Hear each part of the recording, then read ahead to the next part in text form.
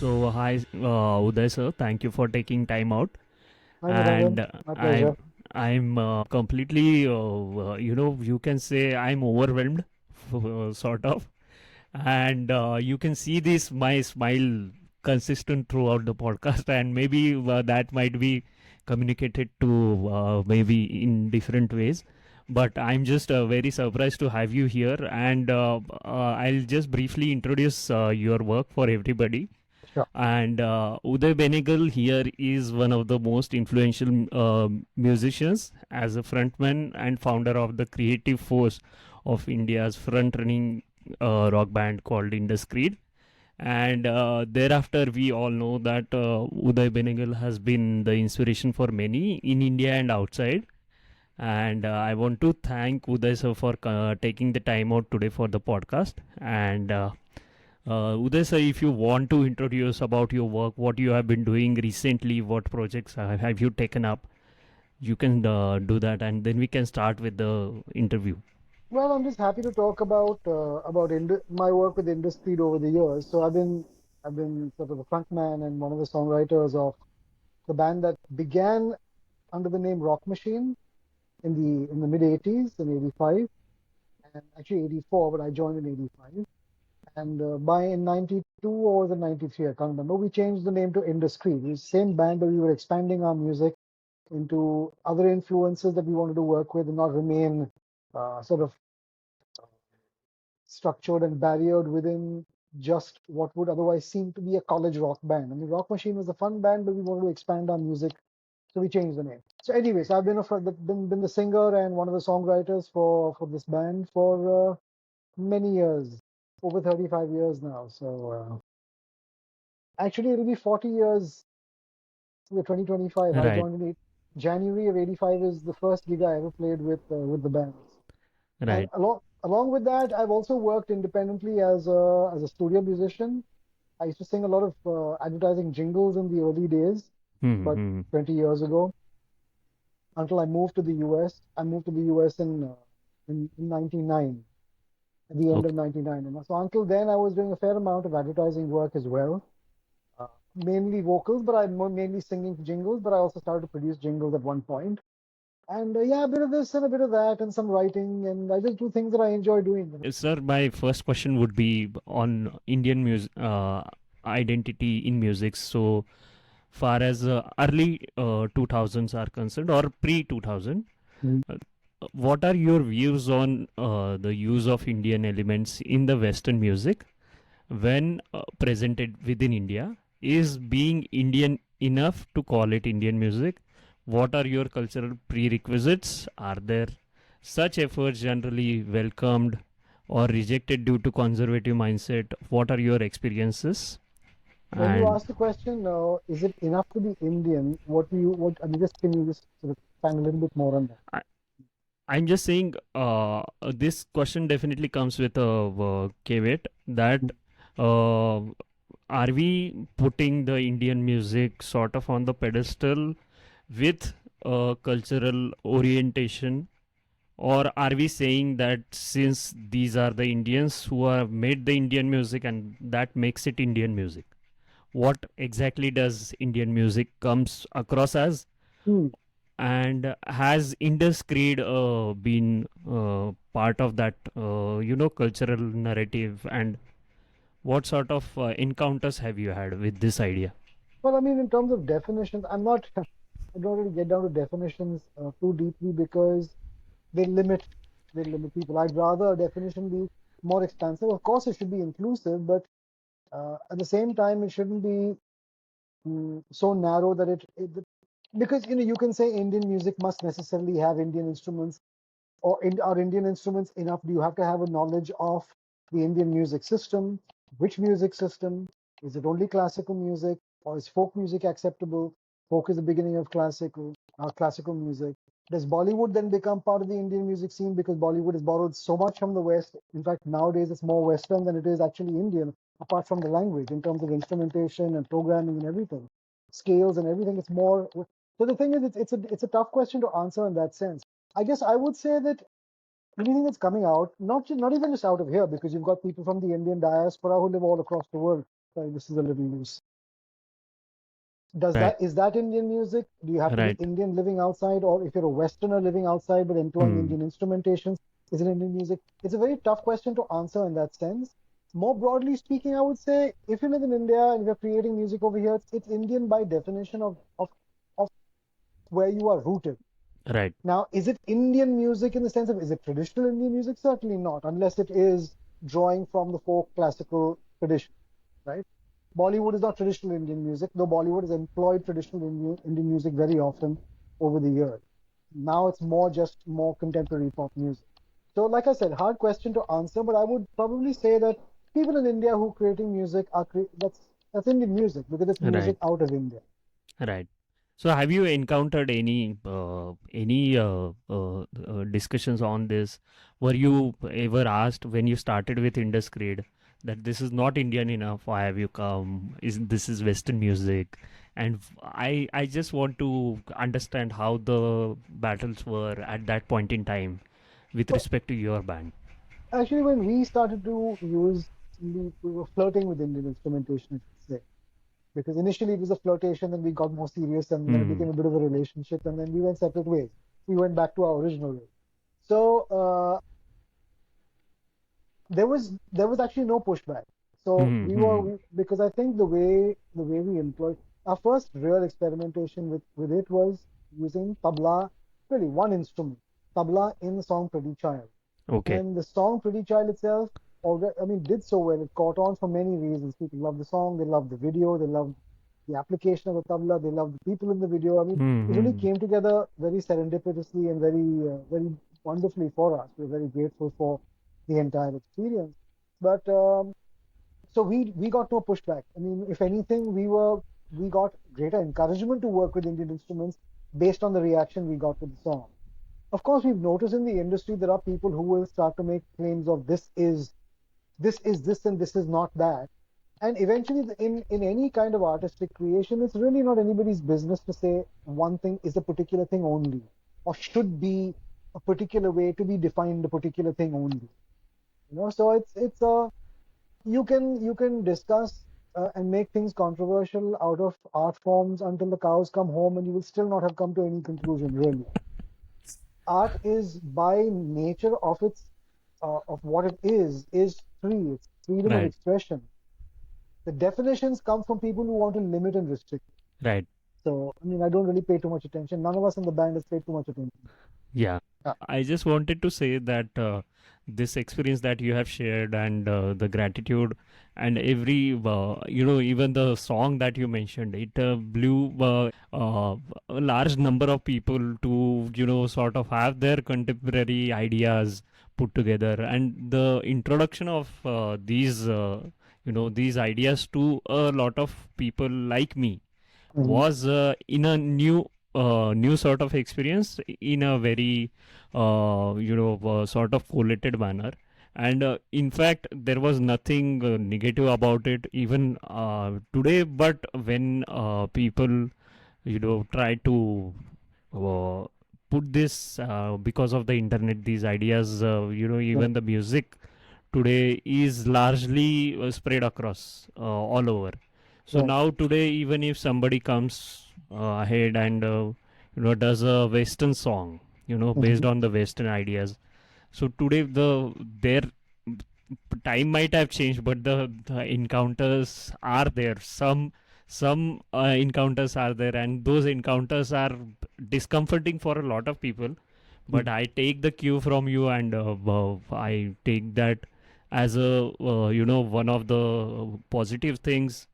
Yeah, and like you said, it is endless, and in fact, the way in which all of these arguments can go on and on. It can And go on and on. So I would say, I right. mean, for anybody who's expressing themselves, as long as you truly believe in the integrity of what you are trying to create, your own expression, there are different ways to express. You can express with the intention of impressing other people, and we often do that. We fall prey. All of us fall prey to this, and that eventually inevitably will undermine what you are really creating because this is a struggle for all of us. We've gone through various waves and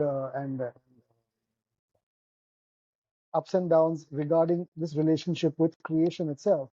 The fundamental thing is really get down to strive to create with as much integrity. I mean, with total integrity, of course, is the real goal.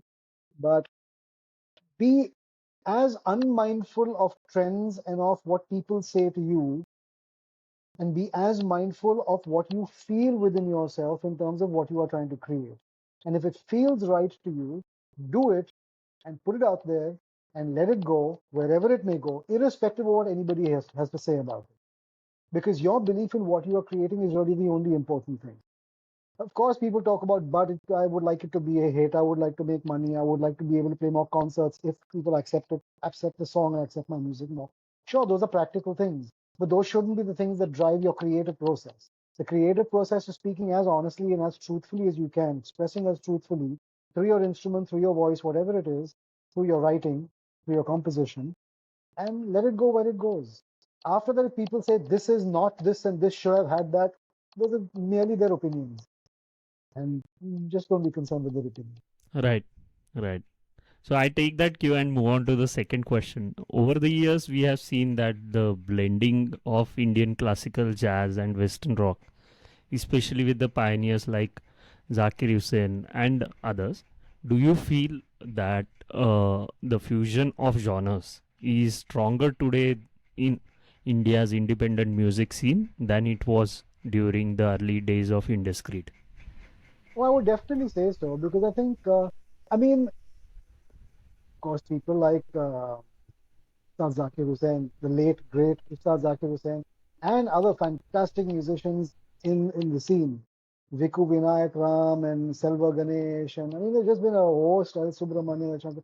I mean, they were the real pioneers of Eastern and Western fusion musical forms, and many have taken sort of uh, taken their inspiration and run with it, flown with it, and stuff. So yes, they very much set the stage. They very much legitimize. Because the thing is, these are not just.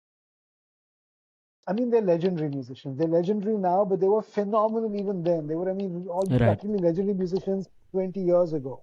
So what they did was they legitimized this kind of free-form association of different musical forms and musical styles and musical systems in a way that has set a platform for musicians today to do it much more freely. So yes, certainly it's definitely more accessible for people to play with and for people to experiment with, uh, to be received with more open-heartedness than say pre 20 and 30.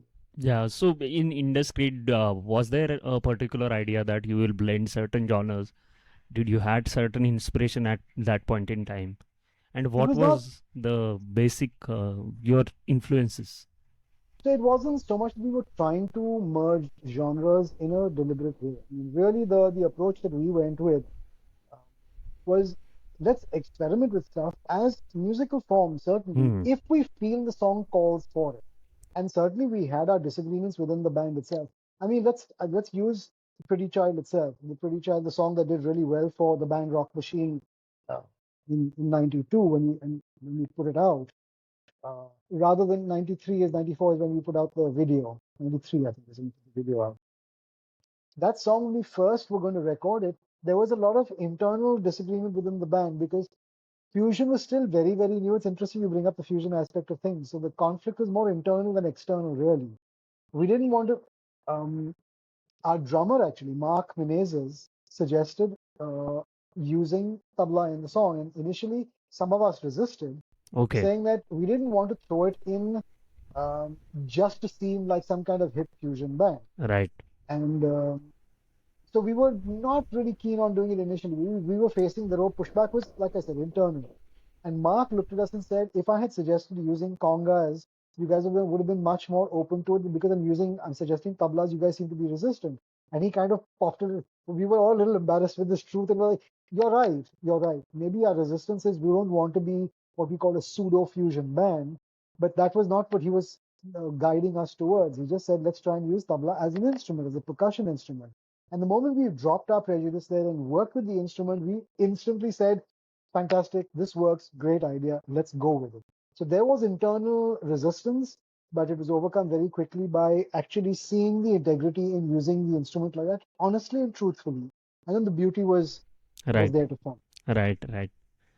So, I truly think that if there has been any blending happening of cultures, and Mhm. it is definitely through music, And if we see that music as a culture, what do you see if there is some sort of where do you see culture blending together while blending the music? I can understand that your experience has been one of those where you have done things with the trial and error and where your drummer suggested that we pick up certain instrument. But where Right. do you see culture blending together here in your You, band? you mean music within the band? Yeah, with music culture as sort. Well, at this point, we've kind of right at this stage in our lives, industry has pretty much gone back to straight up, unfiltered rock music. I mean, Right, right now, we're not really working with too many other instruments or any. We've gone back to that. So culturally, at this moment, we're in that stage. right, right, We're never resistant to trying to work with other forms and other instruments. But like I said, it has to be ready, right for the song. The way the songwriting has progressed since, say, 2000, 2009, right. 2010, has been a back to basics, Hmm. but a back to basics while still being in a contemporary zone, not trying to be, but just it's really a matter of what we listen to as well, right? And Right, the right. musicians who are part of the band. We had these two Hmm. young musicians that joined the band, Jai Rao Kavi on drums and Rushad Mistry on bass for the album Evolve. And then Rushad left, and then Krishna Javeri joined and played bass with us. And Jay and Krishna and Rushad all had a very strong influence that they brought into the band in terms of a new avatar of where we were going with our sound. And they were coming from a lot of progressive rock, progressive metal, and stuff like that. So those came into the band, So it's Right. really a matter of each of us individually and collectively. Where do our hearts stand, or where do our hearts sit today, Yes. culturally and musically? Right. So we've got that organic blend has to be within us as composers, as performers, as arrangers first, before we can bring in the production aspect. And this is Right. where this blend of musicians and this blend of energies led us to, in terms of that kind of sound we're working with right now. Right. But in terms Right. of the blending of cultures per se, like I said, again, go from the heart. If when you are working on a tune, you suddenly feel like you want to put an oboe or a djembe or a Right. shakuhachi or whatever it is, or just come up with any Yeah. Any instrument. For even example, chenda kanjira. or Kanjira. yeah, You can bring in. kanjira, chenda, whatever it is, you Yeah. want to Yeah. throw it in. You Mridangam. feel Whatever you do. mridangam, whatever it is, you Right. feel it will fit into that song, shehnai, Yeah. whatever it is. Yeah. Do it, do it. Just the beauty of creating any art form is actually there are no limits. The only limits are the limits we impose on ourselves. And I Right. can say this because I've imposed many limitations on my own self, and we have as a band. Sometimes you impose limits intentionally to create a particular kind of sound and a kind of structure and a kind of vision that you want to work within, because you don't want to be completely amorphous and completely vague with your music. At the same time, if once you consider, for example, you say, I figure that I want to create, right now my heart is in rock music and, uh, you know, working with certain kinds of prog rock music. Right. Right. Okay. That's where my heart is right now. But while I'm in that, I'm also feeling that while I'm writing the song, it really calls for something interesting like a Shehnai. I'm just throwing something wildly out Yeah. Yeah. there. Conceptually, it's weird, but if I'm hearing it in my head, work with it. Hmm. Put it in Hmm. there and see if it works. If you're hearing it in your head, it's feeling right there. You're hearing it in your heart and your head, and it feels right there. It will come out right, Yes. right? If after you actually get out there and you start to work on it, it's not feeling right, take it out. Simple as that. Yeah. The limitations are yours. So create an idea of where you want to go with your music, and then blow it wide open in terms of what you can do with your music. Correct. Correct. Correct. So I sort of get this, but I'm just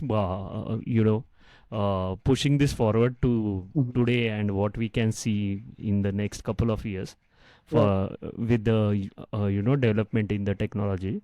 And my third question is, do you think use of AI and decline of rare instruments because of the automation and industrial revolution has caused a huge setback in this sort of argument that we are saying of experimentation, and where the attitude of going back to the old and rare sound within music is rare. I'm not as fearful as of AI as a lot of people are, but my circumstances are also very different. I don't work for television and I don't work for the movies, and I'm not a writer or a composer in those fields and stuff, which are more affected. So I can absolutely understand the concerns of a lot of. Right now, we're talking about music. I mean, AI is going to affect people in all kinds of ways, uh, positively and negatively. Um, but yes, since we're talking about music, I'll speak only from a music perspective. So people who are regular working musicians, especially and who are working on the clock as studio musicians and stuff, I have a very legitimate concern with the advent of AI, with the advent of artificial intelligence, and what it can do and whether it can replace them and make them redundant. Right. Now, I think that's while that fear is very real, I really believe that the upheaval is only temporary. Hmm. Eventually, my belief is, and I could be completely wrong about this, it's only an intuition that I have, and it's only a gut feeling that I have. Right. But I feel will always come back to the human side of it, because you Hmm. can use AI to a certain amount. Initially, it'll probably be all, take for example people using Chat GPT to compose Yeah. their emails and whatnot. Yeah. How many times are you going to do it before you realize, man, it's sounding the same, or it's sounding too much? People already are recognizing that a machine, very highly uh, evolved machine Yes. intelligence, Yes. is writing. You can already recognize the AI Yes. aspect. Okay, the AI will improve to, I mean, probably will, to such an extent that you won't be able to recognize. But when everybody in the world is writing with excellent grammar and excellent punctuation and Hmm. wonderfully crafted sentences, if everyone is doing that, you are going to start getting inured to all of that, and you're going to say, okay, now where's the difference? I am now going to read the stuff that stands out from this, because Yeah. everything is this. Now suddenly at that point, somebody will come in with not necessarily that excellence in grammar and phrasing, but will come out with a really interesting way of bringing forth an idea Hmm. that is that departs from what you would otherwise look at as this highly evolved machine Yeah. spewing out and composing all of these Yes. things. But Same the thing with voices music. would be less than the popular narrative of the AI which it brings. Because, for example, if you are saying if the experimentation part comes in between, Right. then if there are, for example, if there are artists coming with the new ideas, and Mhm. those are based on AIs, and they are not able to be differed from the original ideas like we have right now, and How do you mean? So when you say they're coming out of AI but not being able to be differentiated, how do you mean? by in terms of sound. See, the thing is, if you can, whatever tool you can use to Hmm. enhance your art, right? The thing is, what happens is we are fearful of every new tool that is invented because we think that there's going to be great amounts of redundancy. Yeah. You create one particular tool, somebody else becomes redundant because now you've got a more efficient way to do it. So now where you needed 10 people previously, now you can do it with 3 people. 7 people are very fearful. Hmm. That's always been the case. Hmm. Okay, fine. The tools were different then. This is a far more exponentially potentially dangerous tool in terms of making human beings redundant at their work. But we are fundamentally, as a species, as a creation of the cosmos, we are creative, and our creativity has no bounds, has no limitations. Now we can take the very tool that people are afraid of, artificial intelligence, and harness it in ways to enhance what I am doing, harness my own inherent creativity. See, the thing is, the vision's got to come from somewhere, right? How much of the vision is going to Hmm. come from a I can machine versus, understand. yeah. Right. So sure, there is going to be a lot of upheaval. There's going to be a lot of overturning of things, and some people will become redundant, no doubt. But that's the case with all new technologies, all new Yes. development, until we start to find some kind of equilibrium. And then we raise the level of everything. Now, just imagine that the level of composing has gone up in pop music now because of these machines. You've created a base new standard. Take our human intelligence and work with that new base of standard, and take it to new heights. I don't know. Yeah. It's a difficult question to answer because we're not faced with the true potential, or the true, not potential, but the true display of what this new technology can Yes. do. That's still to be unfolded.